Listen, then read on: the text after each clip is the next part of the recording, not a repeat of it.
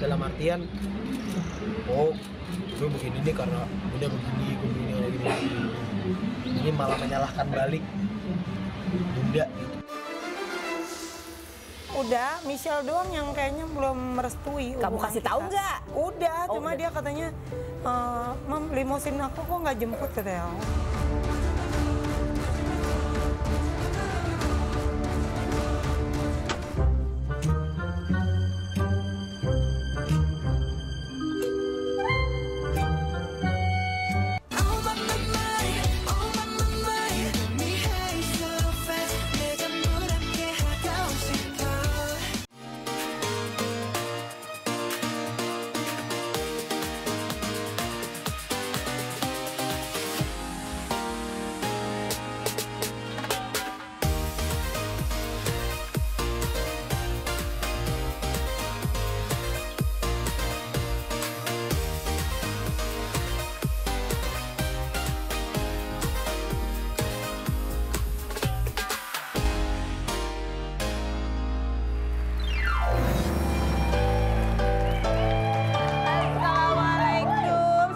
Semuanya, berapa hari kita menuju tahun 2024? Tinggal sebentar lagi. Kenapa kok oke?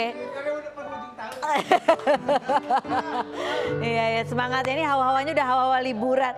Tapi tenang, saya Karo tetap setia menemani Anda di acara Rumpi No Secret. Nah, hari ini ditemani lagi sama Daniel. Kemarin liburnya cuma sebentar loh, dia rajin sekali bekerjanya ya.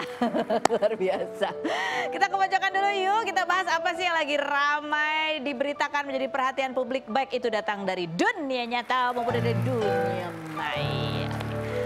Ini dari dunia nyata ya, hari ini walaupun, ini tanggal berapa sih hari ini? Tanggal 27 Karo. Oh, 3-4 hari lagi ya. Iya. Tanggal 27 ini masih ada sidang, yaitu sidang perceraian gugatan Okky Agustina ke Gunawan gitu. Dan hari ini agendanya adalah menghadirkan saksi-saksi. Dan salah satu yang menjadi saksi dari pihak Okky Agustina itu adalah Keisha, anak pertamanya yang laki-laki gitu. Kemarin kan kita sempat wawancara ya, yang di Semarang itu Keisha juga sudah bilang bahwa dia akan menjadi saksi gitu. Nah pada saat ini di presko sesudah dia menjadi saksi, dia sempat menjelaskan gitu kenapa dia menjadi saksi. Dia bilang karena dia tahu lah dari awal sampai akhir begitu ya perjalanan itu. Terus dia bilang ya dia ingin meluruskan supaya karena menganggap bahwa seolah-olah pihak Gunawan itu menganggap alasan perceraiannya itu semata-mata hanya karena Okky gitulah ya. Ini mungkin kayaknya dua-duanya sepakat bercerai, hanya kurang sepakat dengan alasannya aja gitu ya. Coba cari alasan yang aman aja lah. Coba kita lihat video statementnya Keisha berikut ini. Beberapa minggu lalu aku yang minta untuk menjadi saksi. Dikarenakan kan aku juga memang bener aslinya pun jadi saksi dari awal pernikahan sampai sekarang akhirnya viral masalah foto segala macam dari perselisihan ke perselisihan. Jujur kalau yang aku lihat kenapa ya ada kesan seakan-akan ini bukan pure perbuatan karena dia, dalam artian oh gue begini nih karena udah begini ini malah menyalahkan balik bunda gitu. Ya itu kalimat tepatnya ya. Tadi kayaknya rangkuman aku kurang pas ya. Kemarin juga Okky Agustina posting lagi. Sebenarnya posting kutipan aja sih, cuman kita anggap ya baguslah kutipannya sehingga kita baca ya. Bunyinya adalah sebagai berikut. Kenapa kita harus cari yang setara? Agar bicaramu tidak dianggap sombong, impianmu tidak disepelekan, travelingmu tidak dianggap pemborosan, cemburu dan marahmu tidak dianggap toksik, dan keinginanmu tidak membuatnya insecure. True, dia bilang gitu, dia setuju dengan quote ini gitu ya. Ini emang kemarin kita wawancara Okky dan Keisha gitu ya, untuk itu eksklusif ya. Pertama kalinya Okky akhirnya bercerita apa yang dia alami, kesedihan-kesedihan apa yang paling membuat dia sedih dalam menghadapi proses perceraiannya dengan Gunawan di pernikahan yang kedua ini. Terutama juga ya Keisha juga bercerita bahwa dia sebagai anak pun gitu sempat trauma pada pernikahan orang tuanya yang sebelumnya gitu ya. Dan dia bahkan pernah bilang ke Okky bahwa kalau sampai Okky pernikahannya kenapa-kenapa dia kayaknya mau kabur aja gitu karena merasa tidak sanggup menghadapi pandangan dan pikiran orang-orang. Sedih ya, gitu ya. Seperti apa cuplikannya, coba kita lihat yang berikut ini. Bisa memahami tapi kamu tetap aja bisa anaknya. Memahami, cuman kadang konteks-konteks yang dia sebutin itu, yang papa sebutin itu nggak sesuai faktanya, udah gitu. Bunda, kalau Bunda sampai cerai lagi, Ica mau pergi dari rumah. Ica nggak mau tinggal sama Bunda. Aku udah bilang gitu. Dia udah Kalau bilang sampai gitu. cerai, aku minta mungkin berapa bulan atau setahun, aku mau sendiri dulu. Ya. Karena aku nggak siap menerima omongan orang-orang. Nah, Nggak kuat aku. makanya aku kan nggak berani ngomong sama dia. Gitu ya salah satunya.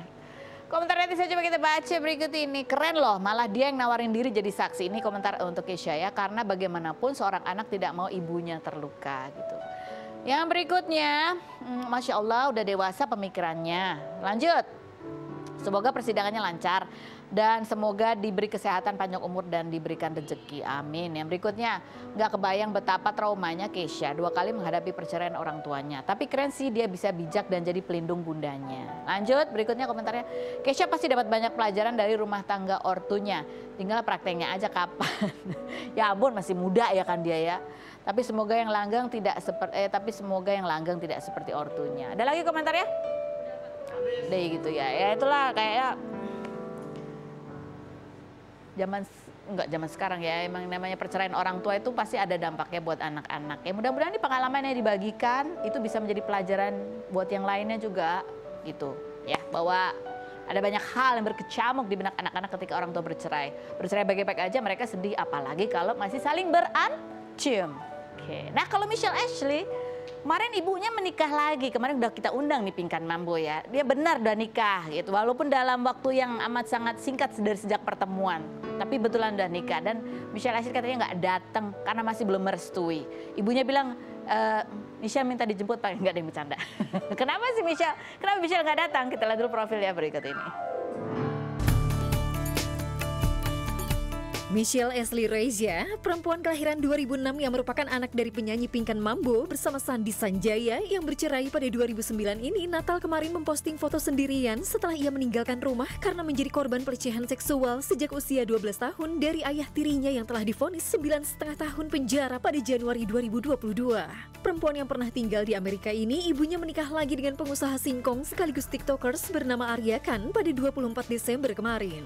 Namun Michelle memilih tidak datang meskipun telah diundang dan mengaku terkejut dengan pernikahan ibunya. Perempuan yang sempat dikabarkan dekat dengan Billy Syahputra ini mengaku ingin menjadi penyanyi meskipun kini lebih banyak memposting endorsement. Benarkah Michelle tidak merestui pernikahan Pingkan Mambo dengan Arya Khan karena berharap ibunya rujuk dengan ayah kandungnya? Dan seperti apa momen Natal Michelle di tahun ini? Saksikan kisah selengkapnya hanya di Rumpi No Secret. Baik, kita sudah bersama dengan Michelle. Hai Michelle, selamat Natal ya. Thank you. Ini ada artikel nih sebelum Natal kemarin kita baru lihat berita di lewat live TikToknya Pingkan Mambo melangsungkan pernikahan dengan Arya Khan gitu. Ini Arya Khan nama TikToknya, ya, karena dia suka joget-joget India gitu. Jadi Khan itu dari Sarukan gitu ya. Tapi Michelle katanya nggak datang. Nah ini kan kalau dilihat dari suratnya itu sebenarnya kemarin juga Pingkan udah jelasin sama Arya bahwa sebelumnya udah nikah siri tapi keluarga nggak tahu gitu. Tapi akhirnya setelah keluarga tahu akhirnya mereka akad lagi. Nah akad lagi itulah yang kedua itu yang disiarkan secara live di TikTok gitu. Kamu sendiri Michelle sebetulnya tahu atau sebelum menikah tuh Mami ngomong nggak? Sebenarnya sih aku taunya tuh lewat TikTok doang kan, karena ya aku belum ada berhubungan sama sekali dengan my mom. Jadi aku cuma lihat dengan kayak misal mereka lagi live atau yang battle itu. Iya, atau apa.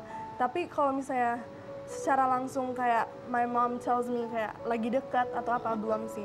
Jadi it was a very shocking news for me. Jadi kamu terakhir ketemu Mamimu kapan? Terakhir sebenarnya sekitar berapa minggu yang lalu karena aku visit my brother at home. Jadi ya otomatis harus ketemu my mom. Iya. Terus dia Mami nggak bilang apa-apa? Mau menikah atau rencana apa itu enggak? Belum sih, nggak ada bilang apa-apa. Tapi emang Mami bilang kayak lagi on the way apa ya, relationship status gitu. Oh, dia bilang begitu pada saat itu. Kakak kamu sendiri cerita apa? Kakakku sebenarnya nggak cerita banyak, tapi aku lebih tahu informasinya dari kakakku. Kayak iya mereka lagi dekat segala macam. Kakak kamu udah ketemu sama si Arya? Udah. Iya. Kamu sendiri kan udah pernah ketemu Arya juga belum? Waktu itu aku pernah ketemu sekali doang sih. Di mana? Seperti apa kejadiannya waktu itu? kan waktu itu aku lagi visit home, terus kebetulan banget mami lagi keluar dan ada apa? Ada suaminya. ada Arya. Iya, ada suaminya main ke rumah.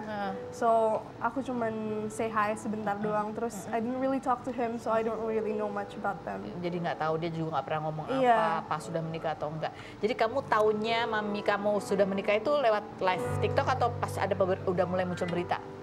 Lebih ke muncul berita sama kakakku sih. Iya. Kapan kakakmu kasih tahu kapan?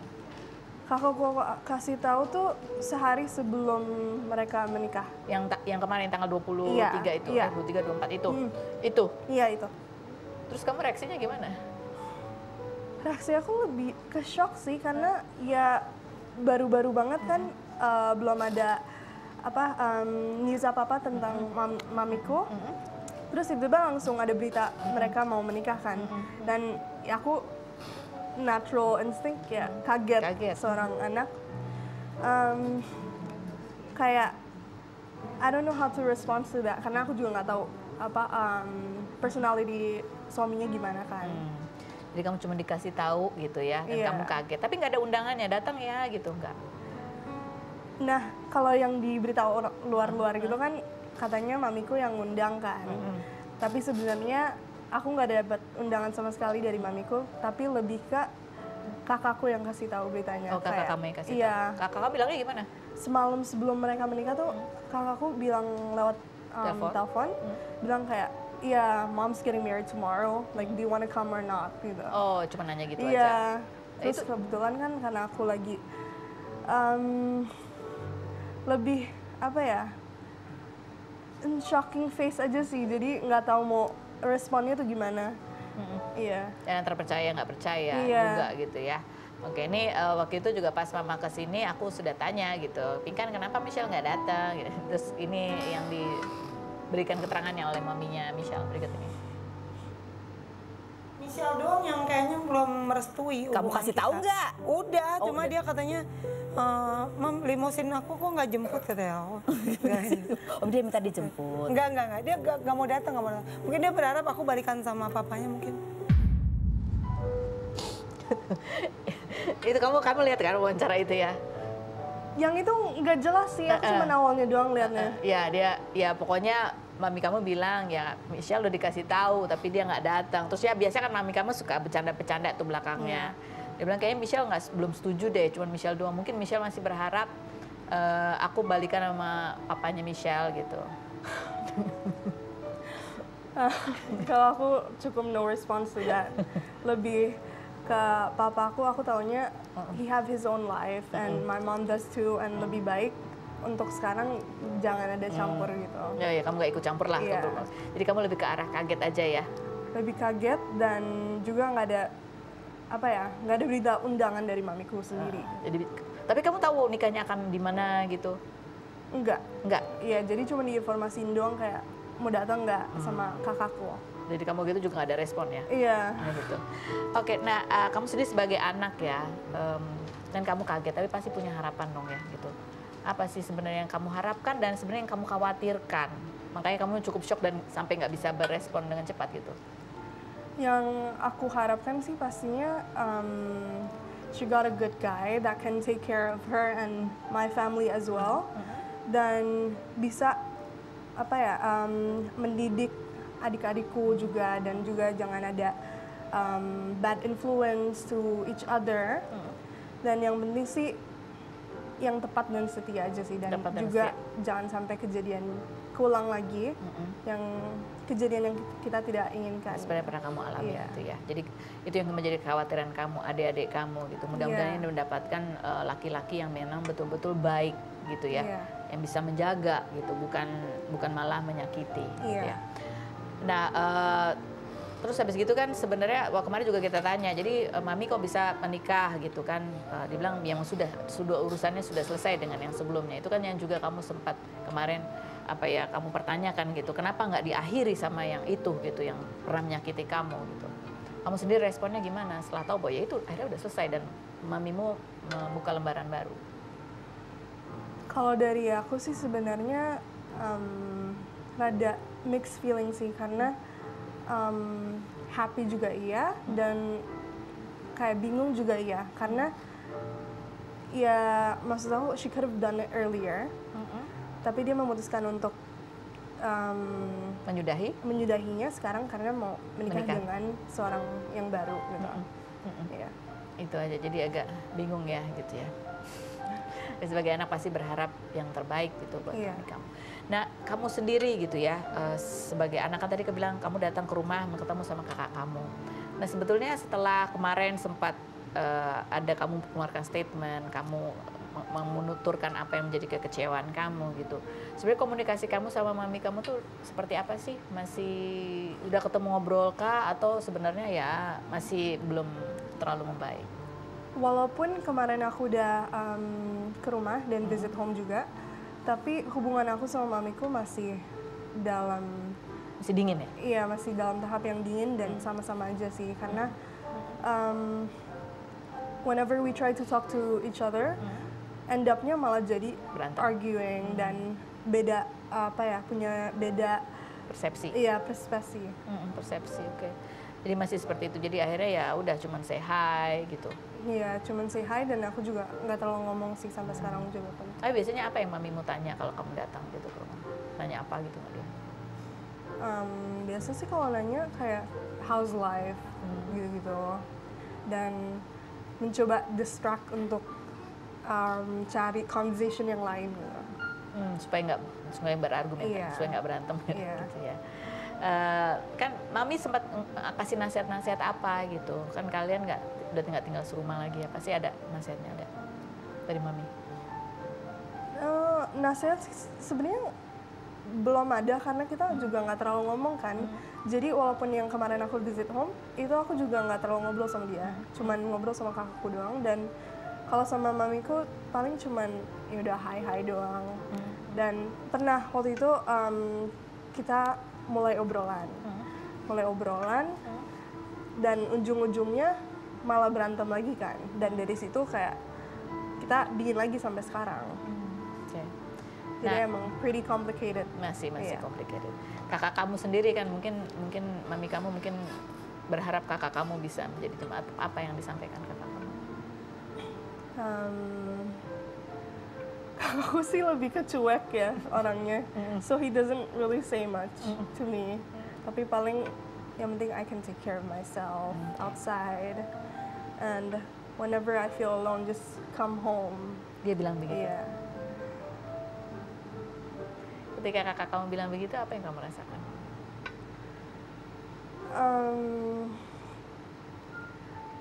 At some point I feel very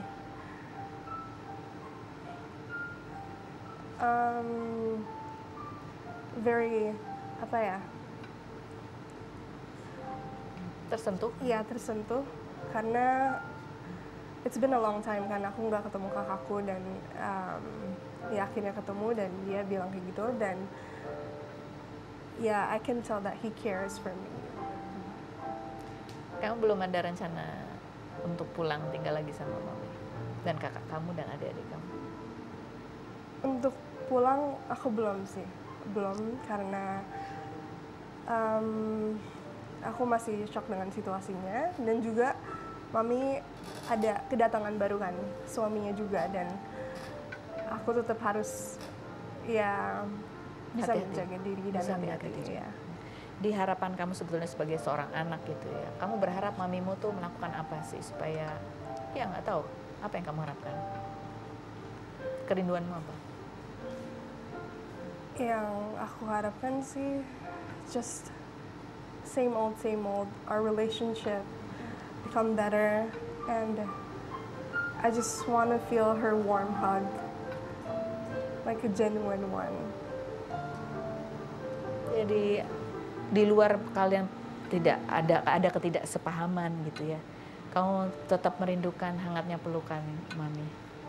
Yeah, I miss the old her, mamaku yang dulu. Yang seperti apa? Very lovable, dan juga penuh perhatian dan kesayangan juga. Dan I can just comfortably talk to her. bisa bercerita apa saja tanpa harus berargumentasi gitu. Sejak kapan kamu merasa bahwa ya hubungan kamu atau mami kamu berubah nggak seperti yang kamu rasakan dulu?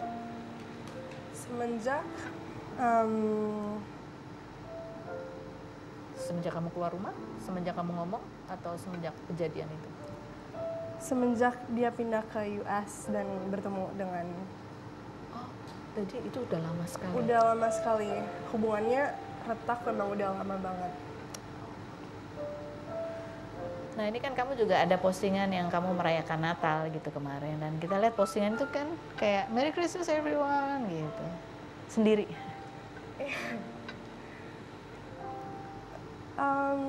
Cause aku emang beberapa hari yang lalu ya aku sakit kan, jadi emang Christmas sendiri.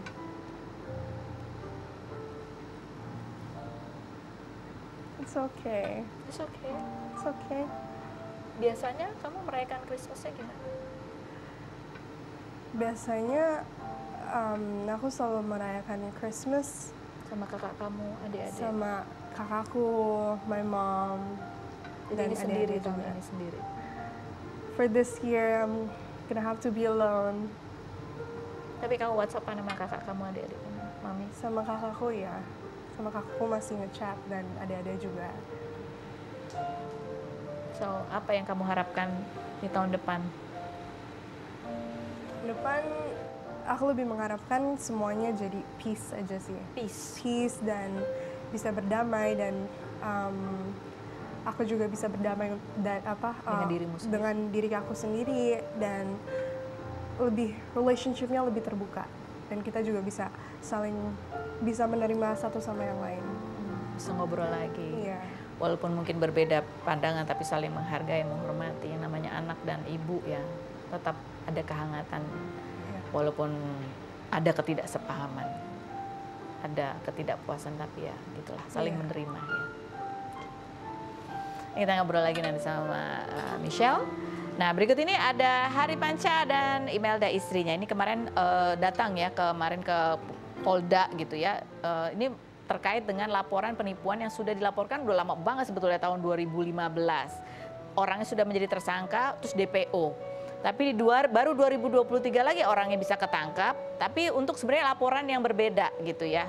Kok bisa ya dari tahun 2015, 16 udah tersangka, masih bisa melakukan penipuan yang sama gitu. Seperti apa kisahnya? Kita lihat dulu profil mereka berikut ini. Hari Panca, aktor dan presenter kelahiran 1966 yang pernah membawakan acara dunia lain selama 2 tahun ini 2022 lalu mengalami stroke untuk ketiga kalinya karena hipertensi serta pendarahan di otak, namun kondisinya kini membaik walaupun masih harus menggunakan alat bantu kursi roda. Pria yang menikah dengan Imelda Laksmi pada 2018 ini 20 Desember kemarin mendatangi Polda Metro Jaya untuk melimpahkan ke jaksa terkait kasus penggelapan dana yang dilakukan rekan kerjanya hingga alami kerugian sebesar 1 miliar. Kasus tersebut sudah dilaporkan Imelda sejak 2015 hingga tersangka ditetapkan menjadi daftar pencarian orang pada 2018 namun diberi penangguhan penahanan dan wajib lapor dengan alasan usianya sudah 70 tahun. Seperti apa kelanjutan kasus penggelapan dana yang dialami Hari Panca dan Imelda? Dan benarkah Hari Panca dan Imelda hanya mengandalkan biaya hidup dari bisnisnya? Saksikan kisah selengkapnya hanya di Rumpi No Secret. Baik, kita sudah bersama dengan Hari Panca dan Imelda begitu ya. Ini kemarin update-nya ada di Instagramnya begitu ya, dan juga ada artikelnya. Hari Panca rugi miliaran kena tipu ya.